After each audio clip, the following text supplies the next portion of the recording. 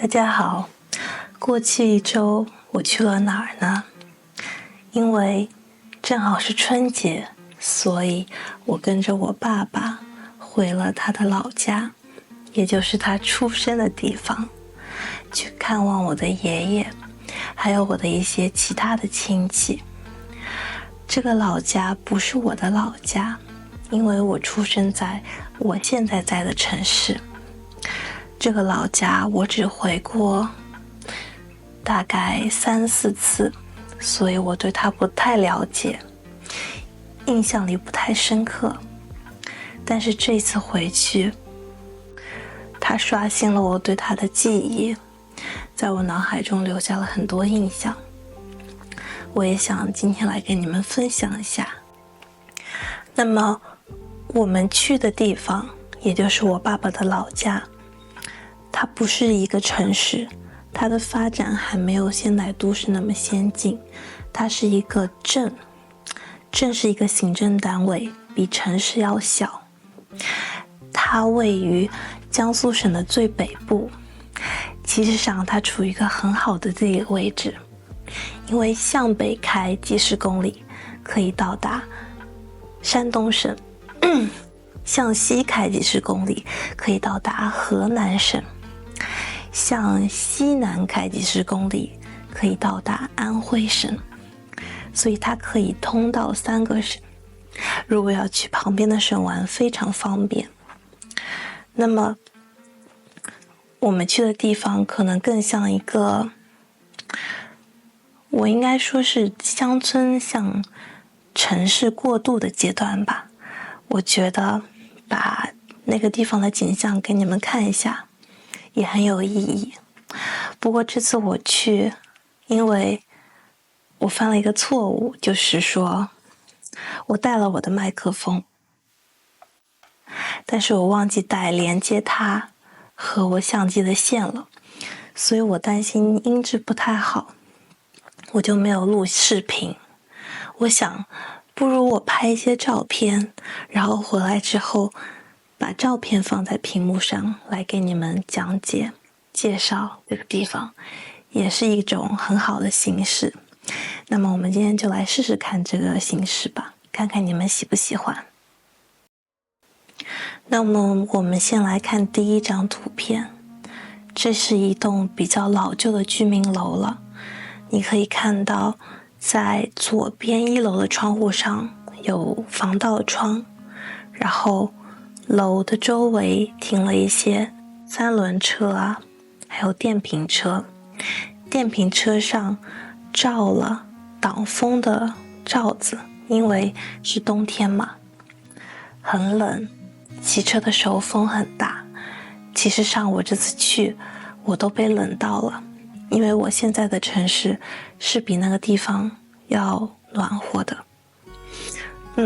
那么我爷爷的家就在这个1楼的走道进去的地方就是了，不需要爬楼。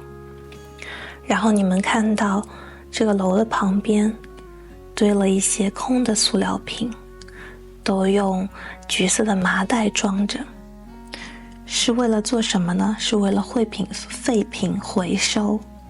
废品回收，回收了之后呢，是可以卖钱的。另一方面呢，这其实上也比较保护环境。不过可能因为过春节，这些空瓶子还没有人过来收，所以他们现在都是装在袋子里，堆在这边，堆在纸盒子上面。在旁边的一栋楼上，不仅中间贴了个福，两边还各贴了一个喜。你们知道这里的喜是什么意思吗？这是喜欢的喜，这里的喜意思是喜庆，非常让人开心。为什么呢？因为这里有家人结婚了。所以呢，在中国传统上，我们如果家里有人结婚了，会在屋子里贴喜，一般可能是在婚房贴喜。然后我们可以看到下一张图片，这是一张理事分工名单。理事分工怎么理解呢？料理事务，理事就是处理这个婚礼跟婚礼相关的各种事务都是怎么分工的。比如说我们看总理事，就是掌管这个婚礼所有事务一切的人有哪些人呢？然后还有料理什么？料理做饭的，料理洗碗的，料理接待宾客的，这些都是不同的分工。然后这就是比较传统的公布分工的方式，就是贴张名单贴在这个屋外，还要用红色的纸，这样比较喜庆。我们再放大来看一看这个分工是怎么分的了呢？比如说我们看这里它是用繁体字写的，这一行是卫生，然后卫生后面写了不同的人的名字。我们看这第二行的最右边写了水电，水电只有2个人管。在下面是帮厨，帮厨就是帮忙做饭的啊，可能有洗菜啊、切菜啊、递调料啊，各种不同的事有哪些人。然后下面是洗涮，这词有点潦草，就是帮忙洗碗、打扫，就是把餐具处理好、洗干净的人有哪些？我看到这张分工名单的时候，我觉得非常有意思，因为我自己，甚至包括我的哥哥姐姐，不是亲的，是堂的，都没有见过这样的名单，就是怎么说，纸质的吧，因为现在可能都是直接建个微信群，然后在群里给大家分工了，发消息来分工。然后我们从屋子里往外走，走到外面的街道上，街道旁边有一个居民健身的场地，这里是一些器械，不同高度的引体向上的器械。你们会引体向上吗？能做几个？我目前还有点困难。回到这个话题，那么你们可以看到，在右边的2个引体向上的杆子上挂了什么？挂了被子、被单，对不对？还是花纹非常花哨的。这个现象我也觉得很有意思，就是公共空间物品的使用，有些人尤其在农村你可能比较容易看到，有些人就会把自己的东西挂在这上面晾晒，把它当做自己的用具来用，或者说暂时没有人用，那我是不是可以稍微用一下呢？虽然我不是很赞成这样的行为啊，但是这个现象还是很有意思的。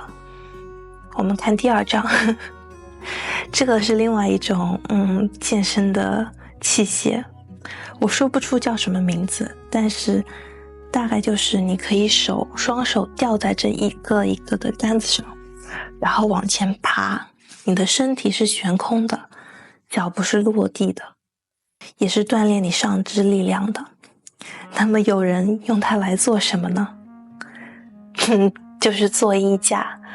你看他们把毛巾啊、衣服、裤子挂在上面，这也非常有意思，但还是我不太赞同这样的行为。然后我们在街道上继续向前走，来到商铺比较多的地方。你看这些商铺的标牌，你有什么感觉？反正对我来说，和我在城市里，尤其是上海看到的商铺标牌非常不一样。他们都用的是非常简单、最传统的字体，然后都是非常突出、鲜亮的颜色，比如说红色、黄色、黑色，让人一眼就能看到，给人一种不那么美观但又很直接的感觉。其实上在我现在住的城市，它现在已经比较现代都市化了，不过在我小时候，我记得商铺标牌也都是这个风格。其实上现在在一些街道也是这样的风格。不过在市中心可能旅游业比较发达的地方就不太常见了，你可能更多可以看到比较文艺的风格的标牌。然后我们再往前走，经过了一个小区，小区就是居民统一居住的一片区域，一般是有一个正门口的，还有一个保安。那你看这个小区叫阳光家园，这边有一个横幅高高的拉在上面，写的什么呢？阳光家园第5届掼蛋比赛。第5届就是他们已经办了4届了，今年是第5次，对吧？掼蛋是什么？你们有人知道吗？其实上它是一种牌类游戏。你打掼蛋就是打牌，但是掼蛋是江苏地区比较流行的一种牌类游戏。这次我和我爸回老家，我爸爸就把大量的时间花在和亲戚打掼蛋上，即使不赢钱，这对他们来说也是很好的消遣，他们能从中获得很多乐趣。因为其实上打掼蛋还是需要运用比较多的智力和团队的配合的。来，你们看，这里就是我拍的。他们现在在摸牌，轮流摸，一人一张，这样转圈摸。摸完了之后整理好放在手上。你们看最右下角有3个8放在一起，对吗？然后这一张就是已经出了的牌放在桌上。打掼蛋一般是用2副牌，因为人比较多，至少4个人。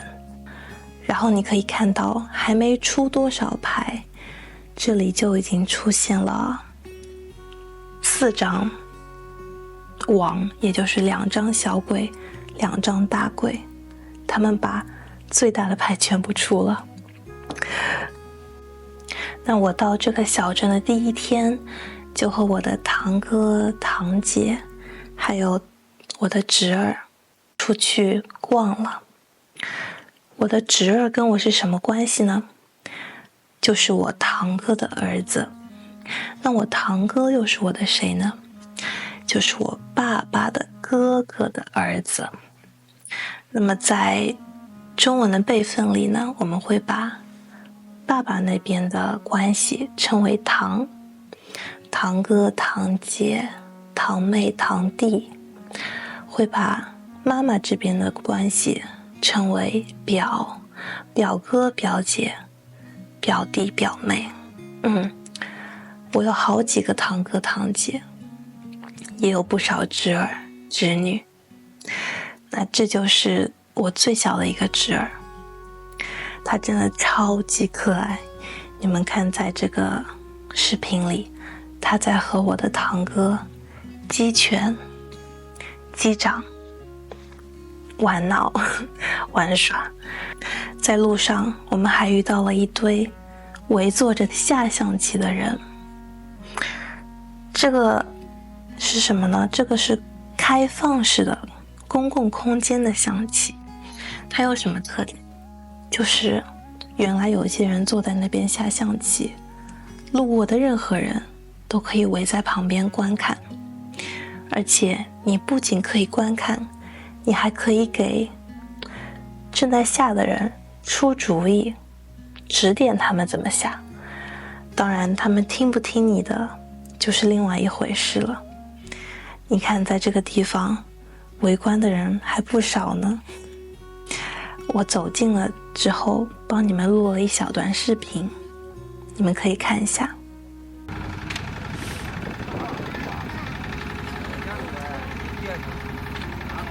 这个拿币啊，在教学他走下降一样，还有下降一样。经过了下降期的地方，我们再往前就看到了卖干粮的车。干粮就是那种吃起来比较干、没什么水分但好保存的食物，然后一般也比较顶饱。最常见的干粮就是你们看到左边的那一条一条的，我们叫米棍儿或者江米棍。然后呢，我的哥哥姐姐就买了一大包。先给你们看一下这个米棍儿的制作过程。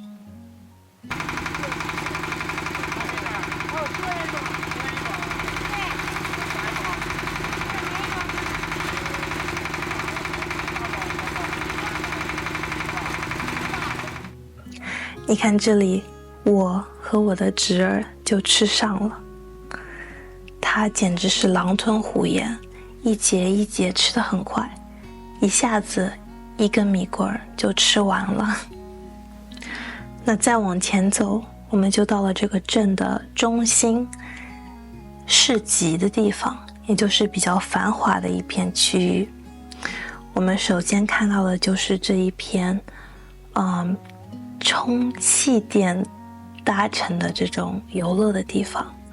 我小时候特别喜欢玩这种充气垫搭成的乐园，踩在上面一弹一弹的，很软，可以在上面坐滑梯，跑来跑去，捉迷藏。当然现在我这么大是不适合再进去跟别的小孩一起玩了。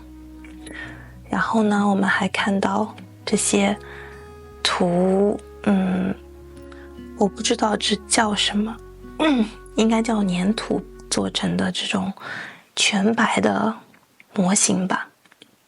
你可以用不同的颜料在上面上色，这也是我小时候最喜欢的娱乐之一。我已经好久好久没有在城市里看过了，所以当时我在这个市集看到的时候非常惊喜。当然最吸引我们注意力的地方活动还是套圈。套圈就是你花一些钱，然后摊主给你一把圈，可能几十个吧，然后你要把它们套在你想要的东西上。你如果扔出去，那个圈套在了那个你想要的东西上，不一定是完整的套进去，可能只搭一个边在上面也算。看着简单，其实上并没有那么简单，因为有时候它会碰到东西之后弹开。你看这个地方还挺多人在那边套的。可以套的东西有哪些呢？你看这边有很多的娃娃，有大的小的，远处还有一些陶瓷的碗啊杯子啊什么的。我们也买了几十个圈玩玩，最终其实上还套中不少东西，果然人多力量大。我拍了一张我们套中的一些东西，有盘子，这个盘子里有4个，我们说正好可以装坚果，过年大家分着吃。那左边还有一个罐子啊，一个黑色的杯子，只有那个黑色的杯子最简陋的是我套中的。不过后来我们还套中一些别的东西，但其实上让我们快乐的不是套中的这些东西，因为我们自己也知道他们成本肯定很低很低，不然摊主就不要挣钱了。让我们高兴的是套中的那个瞬间，还有套的那个过程。刚刚忘了说，这边的店铺标牌不仅在字体视觉上有比较突出的特色，在取名字上也有非常鲜明直接的特色。你看这里2元多元大世界，意思就是这家商店他们卖的东西很便宜，可能从2元起，然后不超过10元。当然因为过年他们现在关了，我也没办法进去查证是不是真的，但简单来说，他取这个名字就是为了告诉大家，我家的东西也很便宜，快来买。那逛到比较饿的时候，我们去买了菜煎饼。菜煎饼就是里面没有放什么肉啊荤菜的煎饼，老板给一个碗，你只要加的东西不从碗里掉出去就可以，你可以加的超过这个碗的边缘也没问题，老板很大方。给你们看一下做这个菜煎饼的过程。那你买一个这样菜20，虚肉卖10块，素肉卖10块。我天天跑过去吃，不是天天跑，经常跑过去吃。你不是？这不是南京20。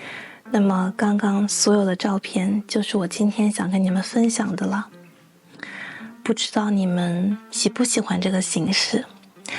其实上我觉得跟视频比起来，这样的形式也很有意思，因为它可以让我更好地掌握跟你们说中文的节奏，你们的注意力也可以更好地集中在图片上的不同细节，然后去把图片和声音对应起来吸收。